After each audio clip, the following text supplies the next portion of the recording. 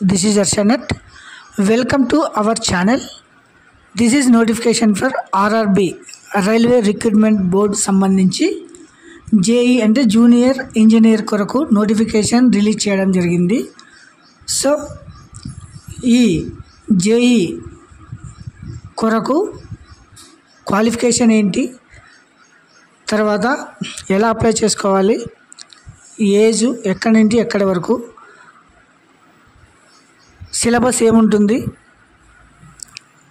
ఇలాంటి విషయాలన్నీ ఈ వీడియోలో మనం చూద్దామండి. వీడియోకి వెళ్ళే ముందు ఎవరైనా కొత్తగా మన వీడియోని చూస్తూ ఉంటే please subscribe my channel and like share. So government of India ministry of railways సంబంధించి railway recruitment board details centralised employment notice 3/2024 notification number. So ఒకసారి గమనించండి. Recruitment of junior engineer, department of material superintendent, chemical and metallurgical assistant, chemical supervisor, research and metallurgical supervisor, ఇలాంటి post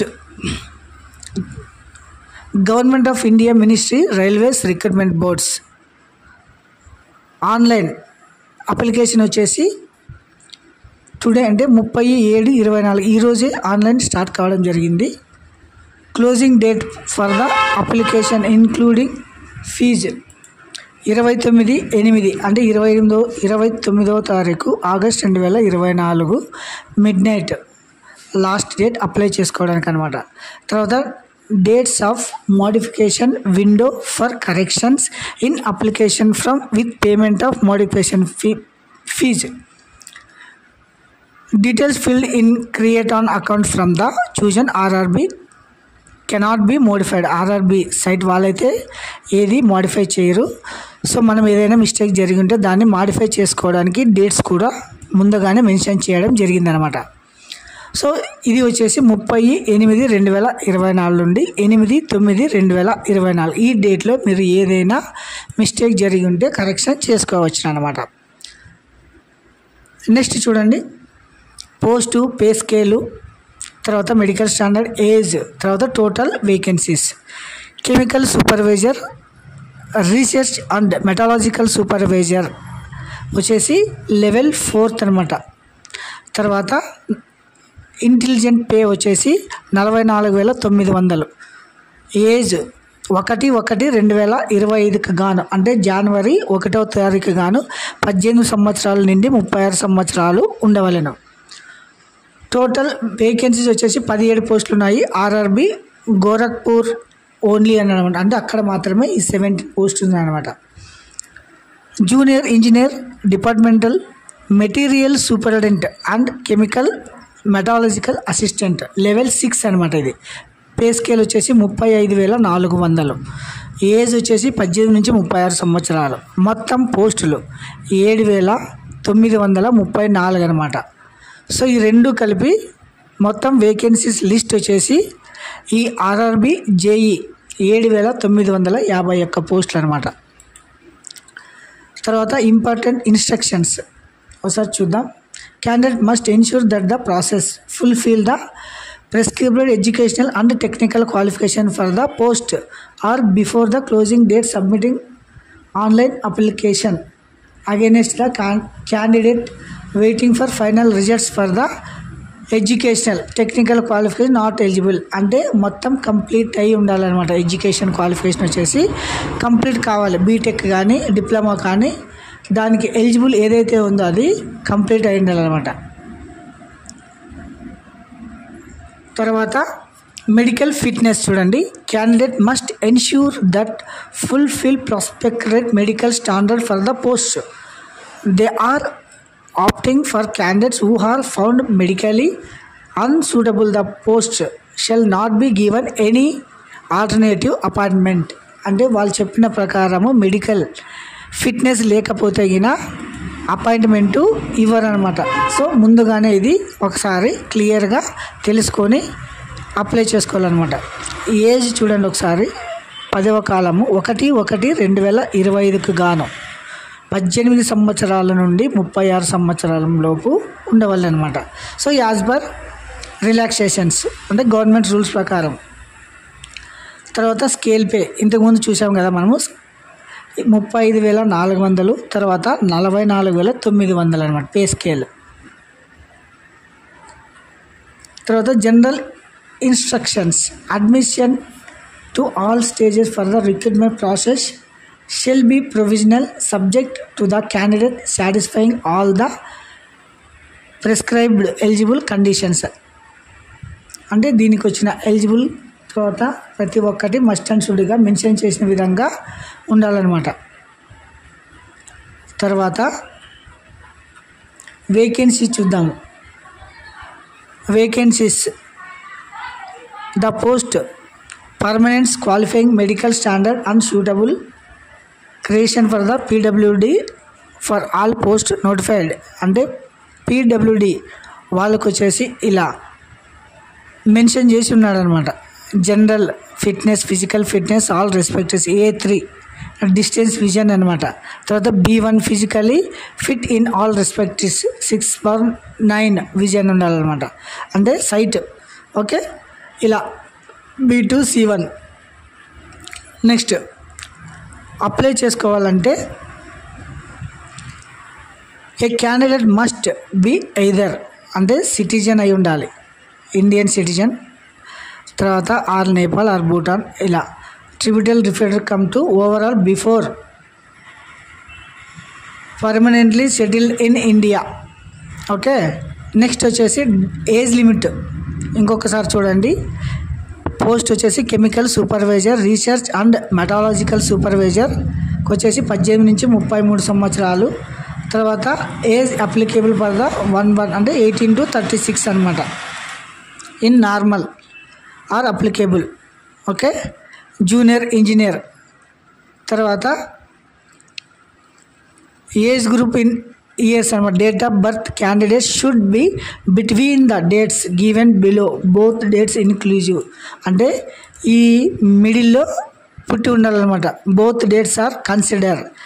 upper age limit date of birth చూడండి. UR అంటే OC కానీ EWC వాళ్ళు వచ్చేసి 2/1/1989. తర్వాత OBC వారు వచ్చేసి 2/1/1986 నుండి. ఎస్సీ ఎస్టీ వాళ్ళు అయితే 2/1/1984 నుంచి లోయర్ ఏజ్ అంటే 1/1/2007 అనమాట. ఈ మధ్యన జన్మించి ఉండాలన్నమాట. తర్వాత ఏజ్ రిలాక్సేషన్ ఒకసారి చూడండి. ఎస్సీ ఎస్టీ వాళ్ళకి the following relaxation upper age limit అంటే ఇక్కడ ఏముంది 18 to 36 అని ఉందా. తర్వాత ఇవి వచ్చేసి సడలింపు అనమాట. గవర్నమెంట్ రూల్స్ ప్రకారం ఎస్సీ ఎస్టీ వాళ్ళకి 5 years సడలింపు ఉంది.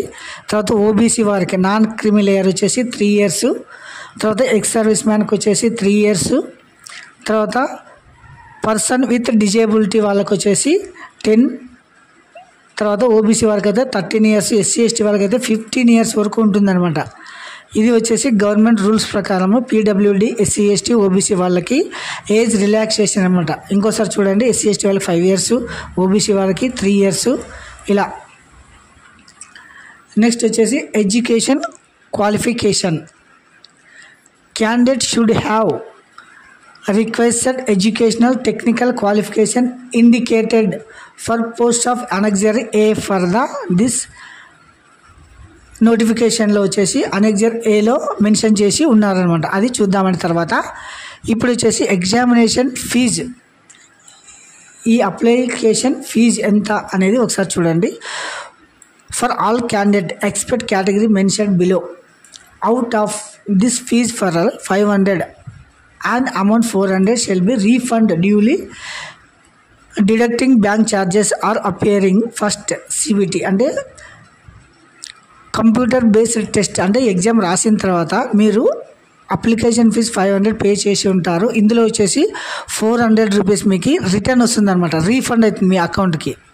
తర్వాత ఎస్సీ ఎస్టీ వారు అయితే 250 రూపీస్ పే చేశారు, ఆ 250 రిటర్న్ వస్తుంది అనమాట. ఎప్పుడు కంప్యూటర్ బేస్డ్ టెస్ట్ అంటే స్టేజ్ 1 ఎగ్జాము మీరు రాసినప్పుడు ఈ ఎగ్జామ్ ఫీజు అనేది మీకు మీ అకౌంట్లో రిటర్న్ క్రెడిట్ అవుతుంది అన్నమాట. Only candidates who have attend first stage CBT will be get refund their examination fee as mention above అంటే పైన ఏదైతే మెన్షన్ చేశారో ఆ అమౌంట్ వచ్చేసి మీకు ఫస్ట్ ఎగ్జామ్ స్టేజ్ 1 ఎగ్జామ్ అయిపోయిన వెంటనే మీ అమౌంట్ రీఫండ్ అవుతుందన్నమాట.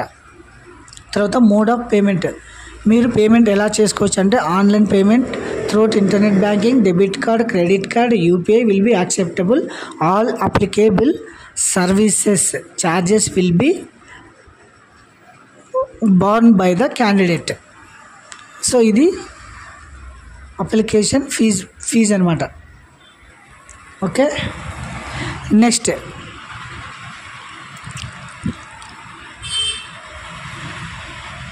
తర్వాత ఇది వచ్చేసి ఈ ఆర్ఆర్బి జేఈ ఎలా అప్లై చేయాలి, ఈ అప్లై చేయడానికి ఏ ప్రాసెస్ ఉంటుంది.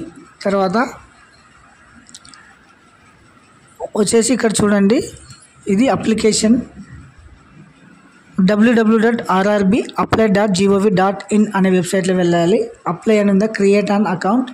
తర్వాత క్రియేట్ అకౌంట్ చేసుకున్న తర్వాత మీరు ఏం చేయాలో లాగిన్ చేసేసి మీరు అప్లై చేసుకోవచ్చు అనమాట. సో ఇంతకుముందు ఎవరైనా టెక్నీషియన్కి కానీ ఏఎల్పి కానీ అప్లై చేసిన వాళ్ళు direct already have an account అని కనపడుతుంది చూడండి ఇక్కడ. ఇది క్లిక్ చేసేగిన ఇట్లా mobile number, email ID are password ఇచ్చి లాగిన్ చేయాలన్నమాట. ఇది ఒక స్ట్రక్చర్. నెక్స్ట్ వచ్చేసి మీరు ఎగ్జామ్లో క్వాలిఫై ఎలా అవుతారు, ఎలా ప్రాసెస్ అంటే ఎలా తీసుకుంటారు, రిక్రూట్మెంట్ ప్రాసెస్ అంటే జాబు, అందుకోసము ఏ స్టేజెస్ ఉంటాయనేది ఒకసారి చూడండి. The recruitment process shall comprise of the following stages అంటే ఫస్ట్ స్టేజ్ వచ్చేసి computer based exam, second stage వచ్చేసి కంప్యూటర్ టెస్ట్, తర్వాత document verification, medical examination. So ఇది first, second, third, fourth stages అనమాట. ఇలా వచ్చే తర్వాత information or examination scheduled and venues will be given the eligible candidates in due course through the RRB website or SMS కానీ email కానీ వస్తుందన్నమాట. Request for the postpone of any of the stages for the change of venue, date and shift will not be entertained under any circumstance. అంటే ఇది వచ్చేసి RRB వాళ్ళు ఏదైనా decision చేసుకొని మీకు ఇన్ఫర్మేషన్ వస్తుందన్నమాట. తర్వాత వచ్చేసి syllabus common for the all notified post on this notification. First stage 90 minutes అంటే గంటన్నర ఎగ్జామ్ ఉంటుందన్నమాట. తర్వాత నెంబర్ ఆఫ్ క్వశ్చన్స్ 100 ఉంటాయన్నమాట. సో ఇందులో వచ్చేసి mathematics, general intelligence and reasoning, తర్వాత జనరల్ అవేర్నెస్, ఒకసారి చూడండి, general science, physics, chemistry and life sciences up to 10th standard CBSE syllabus. The sanction will be number of questions and marks are be below subject mathematics 30. తర్వాత each 1 question అనమాట. General intelligence and reasoning, general awareness, general science total 100, time వచ్చేసి 90 minutes. తర్వాత stage 2 ఒకసారి చూడండి, 150 questions ఉంటాయన్నమాట. తర్వాత general awareness, basic computer applications, basic environment and pollution control, technical abilities. ఇది వచ్చేసి 150 క్వశ్చన్స్కి స్టేజ్ 2 ఉంటుందన్నమాట. తర్వాత discipline for the engineering or bachelor's degree in the engineering technology exam group. So మీరు మెకానికల్ అండ్ అలైడ్ ఇంజనీరింగ్ కోర్సెస్లోన ఇవన్నీ ఉంటున్నాయంట. Mechanical engineering, production engine, automobile engine, manufacturing, ఇలా అంటే దీనికి సంబంధించిన మీరు సిలబస్ చదవాల్సి ఉంటుందన్నమాట. ఎడ్యుకేషన్ క్వాలిఫికేషన్ ఇంకోటి చూడండి, బీఎస్సీ కెమిస్ట్రీ అండ్ ఫిజిక్స్ చేసిన వాళ్ళు కూడా సిఎంఏకి అప్లై చేసుకోవచ్చు అనమాట. సో ఇది వచ్చేసి degree and equal to chemical technology for the recognised university, degree and equal metallurgical engineering, ఇలా మెన్షన్ చేసిన యాజ్ పర్ ఎడ్యుకేషనల్ క్వాలిఫికేషన్తో మీరు అప్లై చేసుకోవచ్చును. ఇది వచ్చేసి స్ట్రక్చరు, మీరు ఎలా అప్లై చేసుకోవాలనేది కూడా ఇంకొకసారి చూడండి. ఇది వచ్చేసి మెయిన్ వెబ్సైట్, ఇందులో వచ్చేసి అప్లై అని వస్తుంది, క్రియేట్ అండ్ అకౌంట్ ఇలా వస్తుంది. తర్వాత ఇక్కడ నేషనాలిటీ ఇండియన్, తర్వాత పేరు, father name, mother name, details, Aadhaar verification, contact details, తర్వాత ప్రివ్యూ క్రియేట్ అన్ అకౌంట్. తర్వాత ఇక్కడ చూడండి ఆల్రెడీ హ్యావ్ అకౌంట్, లాగిన్ చేసుకోవాలి. లాగిన్ చేసిన తర్వాత అప్లై చేసుకోవాలన్నమాట. ఫోటో సిగ్నేచర్, ఫోటో మాత్రం ఖచ్చితంగా బ్యాక్గ్రౌండ్ వైట్లో ఉండాలి, ఇది గమనించండి. తర్వాత ప్రతి సర్టిఫికేట్ దగ్గర పెట్టుకొని నీట్గా క్లియర్గా అప్లై చేసుకోండి. So this is structure. ఇది ఆర్ఆర్బి వెబ్సైట్ చూడండి. ఆర్ఆర్బి వెబ్సైట్స్, మీరు ఏ ఆర్ఆర్బి వెబ్సైట్కి అప్లై చేసుకోవాలనుకుంటున్నారో అహ్మదాబాద్, బెంగళూరు, భోపాల్, భువనేశ్వర్, బిలాస్పూర్, ఛత్తీస్గఢ్, ముంబై, సికింద్రాబాద్, ఇలా ఈ వెబ్సైట్లో వెళ్ళి మీరు అప్లై చేసుకోవచ్చు అనమాట. సో ఇది స్ట్రక్చరు. ఎవరైనా మరొకసారి ఈ వీడియో కొత్తగా చూసేవారు ప్లీజ్ సబ్స్క్రైబ్ మై ఛానల్.